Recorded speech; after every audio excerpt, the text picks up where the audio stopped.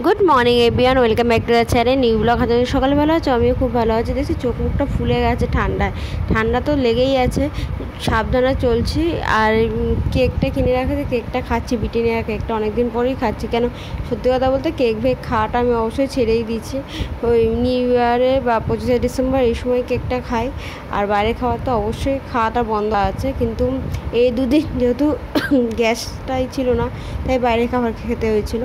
আর এদিকে এখন রেডি তো আমি হয়ে গেছি, জাস্ট কেকটা খেয়ে দিয়ে আমি বেরিয়ে পড়বো।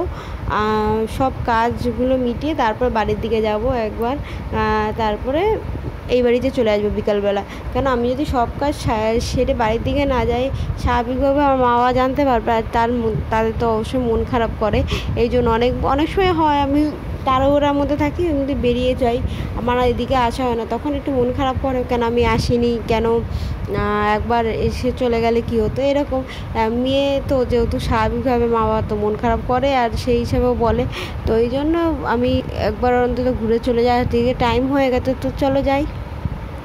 এখন বিকালবেলার দিকে আমি অনেকক্ষণ আগে বাড়ি ফিরে এসেছি, একটু বসেছি। এই নাইটিটা আজকে কিনলাম, মাঝখানে কেনাকাটা একটু বন্ধই রাখছিলাম, একটু সব কিছু অ্যারেঞ্জের জন্য।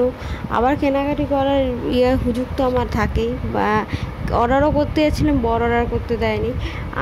যাই হোক, পরে অর্ডার করে দেবো। কেন অর্ডার করতে ওর অ্যাকচুয়ালি শার্টটা আমি ওর জন্যই অর্ডার করতে যাচ্ছিলাম। ও বলছে আমি কত পরবো, আমার তো জামা কাপড় আছে। কিন্তু আমি অলরেডি দুটো টি শার্ট কিনে দিচ্ছি, বাট আমার সাদা কালার শার্টটা কিনে দেওয়ার খুব ইচ্ছা। ও আমার ইচ্ছে যে ও সাদা কালার শার্টটা পরবে। তো